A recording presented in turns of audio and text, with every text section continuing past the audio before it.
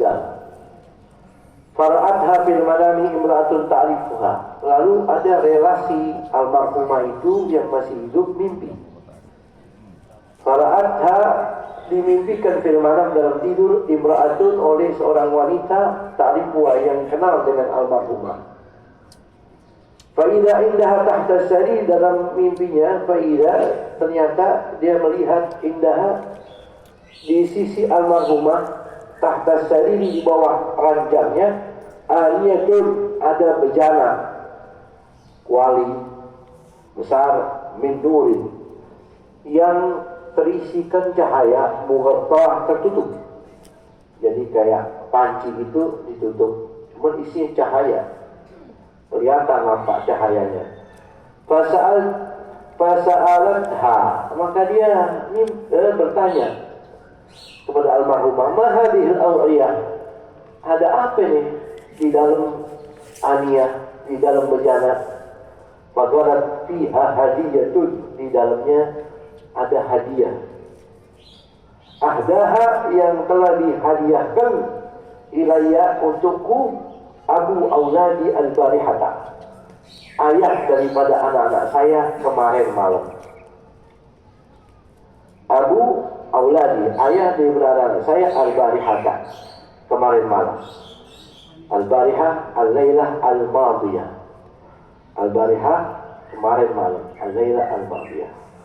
Jadi, falamma istaigadatil mar'atu, ketika mana perempuan yang mimpi itu bangun dari tidur, zakarat dzalika li zawjil mayyitati, itu perempuan datangin suami almarhumah, dia ceritain dia mimpi kalau istrinya di bawah kasurnya ada bejana penuh dengan cahaya tertutup. Dia bilang itu hadiah dari kamu, bacaan Fatihah atau doa apa dari kamu. Bagala gala'tul barihata syai'an minal Qur'an. Oh iya betul, kemarin malam saya baca beberapa ayat daripada Al-Quran, wa ahdaituha ilaiha, dan saya hadiahkan kepada almarhumah istri saya. Ini pertanda apa? Doa itu sampai. Bapak hadirin hadirat yang dirahmati oleh Allah, pelajaran kita hari ini bagian akhir daripada bab tentang ziarah kubur. Saudara, di bagian awal ini dikatakan kalau Muhammad bin Hanbal itu Ahmad bin Hanbal yang kuliah dakhaltu min magabir faqra'u sifatul kita. Kalau mana kalian ziarah ke kuburan, bacain Fatihah wal ikhlas wal mu'awwidzatain, dan bacain qul huwallahu ahad sama mu'awwidzatain, qul a'udzu birabbil falaq sama qul a'udzu birabbin nas. Ini minimal ya, minimal. Kalau mau baca Yasin, bagus. Kalau mau hantam Al-Quran, jauh lebih bagus. Yasin aja, boleh. Bahkan saya dapat ijazah, kalau kita buru-buru baca Yasin cukup 10 ayat. Memang buru-buru baca Yasin cukup 10 ayat. Memang saya dapat dari guru saya, Al-Habib Kazim As-Sajjad. Beliau kalau buru-buru seperti itu. Tapi tidak tinggalan Fatihah sama kulhu dan muawwidzatain. Ini minimal. Dalam riwayat Imam Nasai dari Sayyidina Ali bin Abi Thalib, man marra 'alal maqabir, siapa orang datang ke area pemakaman, wa qara qul huwallahu ahad 11 marrah, lalu dia baca kulhu 11 kali, tsumma wahaba ajruhalil amwat, lalu dihadiahkan pahala bacaan qul huwallahu ahad yang 11 kali buat orang yang telah wafat yang dia ziarahi, u'tiya ajrahu bi'adadil amwat, maka dia dikasih pahala buat dia sebanyak bilangan orang yang ada di pemakaman itu. Di pemakaman itu ada 100 orang, dia dapat pahala 100 pahala. Ya, ini minimal. Ada lagi riwayat lain qul 13 kali. Kalau kita ziarah baca qul 13 kali dikabulkan hajat. Ada lagi riwayat lain beberapa orang dari Abu Hurairah berziarah ke pemakaman, lalu baca Fatihah, lalu membaca Al-Hakumut Takatsur yang dihadiahkan kepada orang yang meninggal itu. Maka orang-orang yang meninggal itu pertama akan diampuni dosanya dan dia mendapatkan syafaat dari orang yang diziarahi itu, bila mana itu orang saleh wali min awliyaillah. Ibu bapak hadirin hadirat yang dirahmati oleh Allah, boleh saudara bikin rangkuman hukum atau bacaan Quran yang dihadiahkan untuk orang yang wafat, sebagaimana biasa kita baca setelah selesai sholat, atau biasa kita ini tradisi yasinan. Kita harus tahu hukum dan dalilnya. Yang kita kirimkan bacaan Quran itu kepada almarhumah sampai apa tidak, kan gitu. Hukumnya ada 3. Yang pertama sampai. Yang pertama tidak sampai. Yang kedua sampai. Yang ketiga sampai tapi pakai syarat. Mudah-mudahan waktunya cukup ya. Yang pertama, bacaan Al-Quran yang kita baca tidak sampai. Siapa yang berkata? Imam Syafi'i. Kita harus tahu, kita kan mazhab Imam Syafi'i. Imam Syafi'i tidak ada sampai. Kalau baca Al-Quran buat orang wafat tidak sampai. Ini masyhur.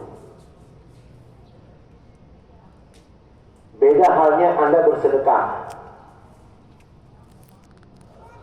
Anda hajiin orang tua, Anda sedekah buat orang tua, Anda puasa buat orang tua, Anda i'tikaf buat orang tua, itu lain hal. Tapi kalau baca Al-Quran, kata Imam Syafi'i, nggak sampai.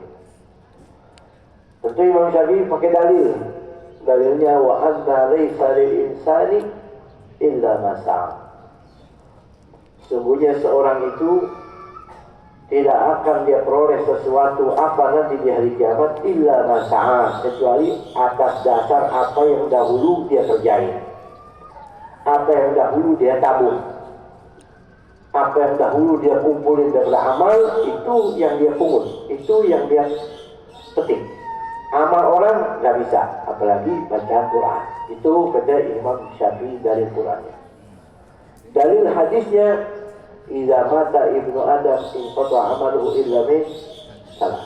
Bila anak Adam meninggal dunia, terputus semua amalnya kecuali 3. Ilmu yang bihi, ilmu yang manfaat, atau sedekah jariyah atau sedekah jariyah, atau waladin salih yad'ulah, atau anak soleh yang mendoakan kedua orang tuanya. 3 ini ngalir. Selain 3 ini nggak ada. Selain sedekah jariyah, selain ilmu manfaat, selain doa anak, nggak ada yang sampai. Itu fatwa Imam Syafi'i. Walau demikian, ada riwayat yang mengatakan Imam Syafi'i itu berziarah ke makam Al-Laits bin Sa'ad wa athna alaihi khaira wa khatama wa qara indahu khatmah. Ada riwayat Imam Syafi'i pernah ziarah ke makam Al-Laits bin Sa'ad. Di situ Imam Syafi'i puji-puji almarhum dan menghatamkan Al-Quran. Wa qala wa arju an yadum dari, dan saya berharap mudah-mudahan tradisi ini langgeng terus. Nah, mudah-mudahan tradisi ini langgeng terus. Dari sini agak berseberangan dalil Imam Syafi'i ayat Quran wa anna laysa lil insani illa ma sa'a, yang dijadikan istinbatnya seorang akan memetik hasil apa yang dia kerjakan oleh mufassirin. Yang pertama, wa anna laysa lil insani illa ma sa'a, itu ayat sudah mansukh dengan ayat Al-Quran alladzina amanu wattaba'athum dzurriyyatuhum biimanin alhaqna bihim dzurriyyatahum wa ma alatnahum min 'amalihim min syai'. Jadi ana laisa lil insani ma sa'a itu sudah mansukh hukumnya dengan ayat lain dan orang-orang yang beriman. Walladzina amanu wattaba'athum, lalu diikuti orang-orang beriman itu dzurriyyatahum oleh anak cucu keturunannya, alhaqna bihim dzurriyyatahum, maka apa yang dikerjakan oleh anak cucunya daripada amal soleh, alhaqna bihim, pahalanya sampai kepada orang tua. Wa ba'alatnahum min amalin min syai', dan kata Allah dalam firman, dan aku tidak akan mengurangi sedikit pun dari pahala apa yang telah dikerjakan oleh anak cucu itu. Jadi wa anna laysa lil insani ma sa'a sudah masuk. Yang kedua, wa anna laysa lil insani illa ma sa'a, itu khusus untuk kaum-kaum terdahulu, kaum Nabi Musa, kaum Nabi Ibrahim, kaum Nabi Musa alaihi wassalam. Beda halnya untuk umatnya Nabi besar Muhammad sallallahu alaihi wasallam. Yang ketiga, wa anna laysa lil insani illa ma sa'a, tidaklah seorang memetik hasil kecuali apa yang dia kerjakan ketika hidupnya. Ini ayat untuk orang kafir. Wa anna laysa lil insan al-insan al-kafir. Adapun orang mukmin, falahu ma sa'a wa ma sa'a lahu. Kalau orang mukmin, dia akan petik hasil kerjanya nanti di hari kiamat, apa yang dilakukan di dunia, dan hasil orang lain yang dikirimkan kepada dia. Kalau orang mukmin. Kalau orang kafir, mentok. Wa ana laysa lil insani ma sa'a, al-insan ay al-kafir. Yang keempat, ini ayat secara adil. Wa anna laysa lil insani illa ma sa'a ay bi'adlihi, laysa bi fadlihi. Hukum kebijaksanaan Allah, ya orang memetik hasil apa yang dikerjakan, itu maqamul adl. Tapi kalau maqamul fadl, bab tentang kedermawanan Allah, nggak bisa dipakai ayat ini. Buktinya, anak kecil belum balik meninggal, pahalanya jadi tabungan amal orang tuanya. Atau anak yang belum balik, dia melakukan ibadah, pahalanya untuk orang tuanya. Atau wa kana abuhuma salihah, berkat kesolehan orang tua, anak dijaga sama Allah. Atau sebaliknya, innallaha la yahfadhu birrajuli salih waladahu wa waladahu wa duraytul ladhi haulah. Sungguhnya Allah menjaga berkat kesolehan seseorang yang sudah wafat, anak cucu dan sekitarnya dilindung, dijaga oleh Allah. Berarti bab fadlullah wasi'. Ayat ini wa anna laysa lil insani illa ma sa'a, ay bab adl, bab adlillah. Adapun bab fadlillah, fa qudratullah masya, apa yang Allah mau itu urusan Allah. Aba'ukum wa abna'ukum la tadruna ayyuhum aba'ukum wa abna'ukum la tadruna ayyuhum naf'an lakum naf'a. Ya, Allah berfirman, ayah-ayah kalian wa abna'ukum, anak-anak kalian, la tadruna, kalian tidak tahu, tidak menyadari, ayyuhum aqrabu lakum naf'a, mana yang lebih berdampak manfaat besar buat kamu. Bisa jadi bapaknya, bisa jadi anaknya, tapi ini subsidi silang, bisa ngasih manfaat keduanya. Oleh karenanya, Imam Al-Qurtubi dalam tafsirnya mengatakan, diceritakan Al-Imam Al-Izz bin Abdus Salam beri fatwa. Fatwa tidak akan sampai bacaan ayat Quran yang dibaca untuk almarhumah yang dihadiahkan ke dalam kuburnya, itu fatwa Imam Al-Izz bin Abdus Salam. Setelah beliau wafat, ada ulama mimpi ketemu dengan Imam Izz bin Abdus Salam. Dia bertanya, wahai Imam Izz bin Abdus Salam, dulu kamu berfatwa bahwa doa ayat-ayat Quran yang dikirimkan tidak sampai. Bagaimana menurut Anda?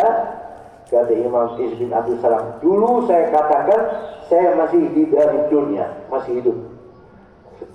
Setelah saya dikubur, barulah saya merasakan doa-doa ayat-ayat Quran yang dikirimkan pahalanya untukku sampai ke dalam kubur.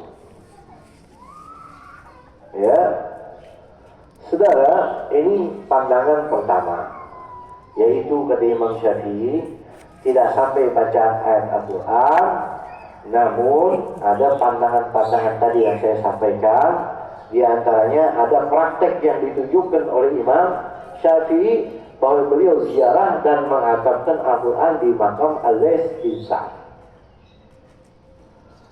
Yang kedua, fatwa yang mengatakan doa-doa ayat-ayat Quran yang dibaca sampai. Ini jumhur ulama. Imam Abu Hanifah, mazhab Hanafiyah, mengatakan sampai. Imam Malik bin Anas, mazhab Maliki, sampai. Imam Ahmad bin Hanbal, mazhab Hanafi, sampai. Bahkan Imam Ahmad bin Hanbal dahulu mengatakan ziarah membaca ayat Quran di atas kubur bid'ah. Lalu pada akhirnya Imam Ahmad bin Hanbal berubah dan mengatakan apa yang dibaca untuk almarhum almarhumah semuanya sampai. Ini jadi jumhur ulama ini kesepakatan, makanya diamalin sama kita. Makanya orang sekarang yang kita sebut rajin ibadahnya misal, tapi nggak bermazhab, bodoh orang itu. Dia nggak tahu apa yang dia ikuti.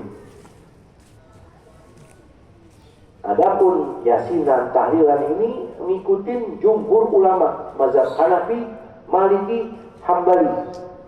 Dengan dalil apa yang kita baca tadi nggak cukup. Dari riwayat Sahih Bukhari, Muslim, di mana baginda Nabi kita Muhammad SAW mematahkan dua pelepah kayu pelepah kurma dipatah jadi dua, lalu Nabi tusuk di atas kedua kubur. Lalu Nabi ditanya, kenapa wahai Rasulullah kau tusukkan kedua kubur dengan pelepah yang masih basah? Kata baginda Nabi kita Muhammad SAW, la'allahu an yukhaffafa ma lam yaibasa. Saya berharap selagi masih basah, semoga ini bisa meringankan siksa dua penghuni kubur ini. Bila mana dengan pohon Nabi kita Muhammad SAW menyampaikan semoga menjadi takhfif keringanan buat orang yang meninggal dunia dari kayu, apalagi jikalau dilakukan oleh manusia yang beriman pada Allah mengirimkan ayat Al-Quran. Imam Nawawi mengatakan bila mana Nabi berharap tasbihnya benda pohon untuk al-mayyit yang telah wafat itu bisa menjadi keringanan, maka alangkah agungnya jikalau itu munculnya dari manusia yang membaca Al-Quran untuk almarhum almarhumah. Dalil lain dalam Bukhari Muslim juga, Imam Abdullah bin Umar memerintahkan, itu di bab Bukhari Muslim ada sebut bab man mata wa alaihi nadar, bab khusus bagi orang yang telah wafat tapi ninggalin nazar, belum dilakukan.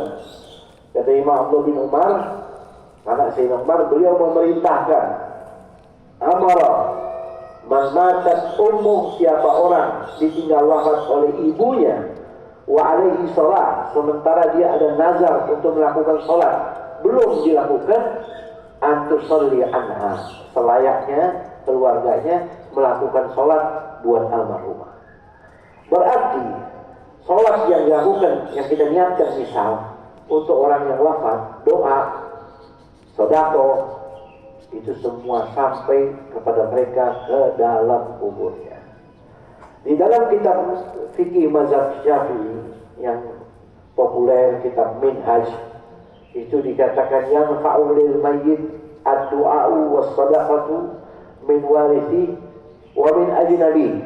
Doa, sedekah, zikir, Quran yang kita hadiahkan buat orang yang wafat itu bermanfaat, baik dibaca, dilakukan oleh anak cucu kandungnya atau orang umum ajnabi. Kayak kita fatihin kiai fulan, kita kirimkan doa untuk fulan yang bukan kerabat kita, apakah sampai? Sampai. Ya, ini yang dijadikan dalil bahwa apa yang kita baca untuk almarhumah itu sampai kepada mereka. Yang ketiga, sampai tapi pakai syarat. Yang ketiga, sampai tapi pakai syarat. Syaratnya apa? Syarat yang pertama, kata ulama, fi hadratin, di depan mayitnya belum dikubur. Kalau udah dikubur, nggak sampai. Ini fatwa ulama di mazhab kita Imam Syafi'i. Kalau mayitnya masih ada, Fatihin Yasinin itu bagus. Kalau udah dikubur, udah nggak ada guna. Makanya ibu bapak kalau ada yang wafat, mudah-mudahan panjang umur, siapin Yasinan, siapin juz-juz Al-Quran supaya orang baca, mumpung mayitnya masih ada. Ya, syarat yang kedua, sampai tapi pakai syarat kalau diniatin. Saya niat sedekah untuk almarhum. Saya niat hajiin orang tua saya niat melaksanakan puasa buat orang saya niat iktikaf buat orang. Harus pakai niat. Kalau enggak sampai. Ya, ini bicara sampai tapi pakai syarat. Syarat yang ketiga, agar menghantarkan apa yang kita baca kepada almarhum dengan kalimat Allahumma ausil. Makanya kalau kiai, asatid, ulama mimpin tahlil pasti di doanya Allahumma taqabbal wa adlil wa ausil, ya, sampaikan. Kalau enggak sampai. Ini bicara pandangan ulama yang ketiga, sampai tapi pakai syarat. Ya, ini 3 sudut pandang dari berbagai mazhab yang harus kita ketahui tentang apa yang kita baca kepada almarhumah yang telah wafat sampai atau tidak, nggak keluar dari 3 koridor ini. Tidak sampai pakai syarat. Ya, kalau nggak sempat nyatet bisa diulang nanti video ini. Ya, video ini kan biasa kerekam terus disimpan ya, ila yaumi yub'atsun kan. Jadi kalau kurang paham, telat nyatetnya bisa murajaah ke itu Syekh YouTube. Termasuk